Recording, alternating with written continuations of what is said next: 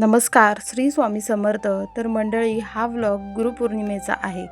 तर गुरुपौर्णिमेच्या दिवशी मी सकाळी तर कनेरी मठामध्ये गेली होती. त्याचा काल मी व्हिडिओ टाकला आहे यूट्यूब चॅनलवर, तर तो तुम्ही नक्की बघा. त्यानंतर मग संध्याकाळी ज्यावेळेस तिथून 5 वाजता आली, त्यानंतर आमच्या जवळच हे स्वामी समर्थांचं केंद्र आहे.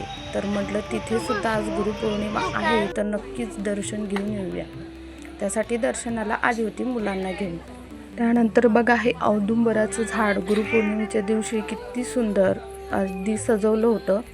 फुलांची आरस केली होती, त्यामुळे अगदी छान आणि मन प्रसन्न झालं होतं. हे औदुंबराचं झाड बघूनच खूप छान वाटत होतं. त्याचबरोबर धूप दीप लावलेलं, त्यामुळे तो देखील सुवास इथे येत होता. त्यानंतर मग 7 प्रदक्षिणा मी घातल्या औदुंबराला. त्यानंतर आत महाराजांच्या दर्शनासाठी केंद्रामध्ये गेलो. तर गुरुपौर्णिमे दिवशी संध्याकाळी आलो होतो, तरी गर्दी फार होती दर्शनासाठी. मग तिथे आजूबाजूला बायकासुद्धा पारायणासाठी बसल्या होत्या. काही जण महाराजांचा जप करत होते, तर काही ठिकाणी मूर्ती ज्या आहेत त्या प्राणप्रतिष्ठा करण्याचं तिथे चालूच होतं आणि गर्दी भरपूर होती. त्यामुळे त्यातच मी व्हिडिओ फोटो घेतले आहेत, कारण आज गुरुपौर्णिमेच्या दिवशी महाराजांकडे बघण्याचं एक वेगळाच आनंद भेटत होता. आणि आज गुरुपौर्णिमे दिवशी मला तर मोह अजिबात आवरला नाही की महाराजांचे फोटो काढावेत, व्हिडिओ काढावे. त्यामुळे अगदी मनामध्ये खूप खुश होती की मला आज उशिरा का होईना पण महाराजांचं दर्शन करण्यासाठी मी आली होती. त्यामुळे मी अत्यंत खुश देखील होती. आणि एक वेगळीच जादू असते ज्यावेळेस आपण केंद्रामध्ये येतो, महाराजांचं दर्शन घेत असतो, तर तिथलं वातावरणामुळे आपल्यामध्ये देखील एक पॉझिटिव्हिटी संचारते. आपलेसुद्धा विचार पॉझिटिव्ह होऊन जात असतात.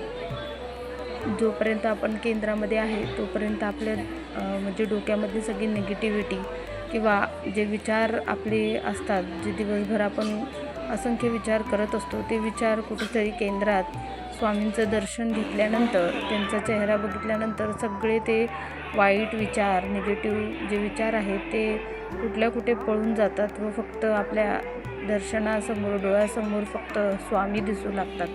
आणि जणू काय असं वाटतं की स्वामी आपल्याकडे बघून आपल्याजवळ बोलत असतात की भिवू नकोस, मी तुझ्या पाठीशी आहे, तू फक्त निरंतर पुढे तुझं काम करत राहा, मी नक्की तुझ्या पाठीशी आहे. इतर लोक जी तुला मागे खेचतायत किंवा तुझे पाय खेचतायत, अशा लोकांकडे तू लक्ष देऊ नको, तू फक्त माझं नामस्मरण कर आणि तुझं कर्म करत राहा. असं वाटतं हे सगळं महाराज आपल्यासमोर बोलत आहेत. आणि तू टेन्शन अजिबात घेऊ नको, मी आहे ना तुझ्या पाठीशी, तू लढत राहा, तू काम करत राहा, तुझं कार्य, तुझं कर्तव्य तू करत राहा, असं जणू महाराज आपल्याला त्यांच्या डोळ्यातूनच सांगत असतात. त्यामुळे मला तर अजिबात तिथे जाऊन मोह आवरला नाही. त्यामुळे मी फोटो, व्हिडिओ भरपूर काढले आणि हे तुम्हालासुद्धा आता मी शेअर करत आहे. आज ते महाराजांचं दर्शन घेताना, तिथली आरस बघताना डोळे अगदी दिपून जात होते. त्यानंतर मग आरतीला सुरुवात झाली. तर आरती झाल्यानंतर महाराजांचं नामस्मरण 108 वेळा करण्यात येतं. प्रत्येक केंद्रामध्ये आहेच ते. त्यामुळे आम्ही तिथे आरती, नामस्मरण केलं. त्यानंतर मग प्रसाद घेऊन घरी येऊ लागलो. तर आज प्रसादामध्ये सुद्धा अगदी महाराजांचे जे आवडीचे आहेत बेसनचे लाडू, तेच वाटत होते. आणि त्याचबरोबर कुणी पेढे, केळं महाराजांच्या दर्शनासाठी येताना आणलेली होती, तर ते सर्व इथे वाटत होते. त्याचबरोबर आज बायका गुरुपद देखील आज घेत होत्या.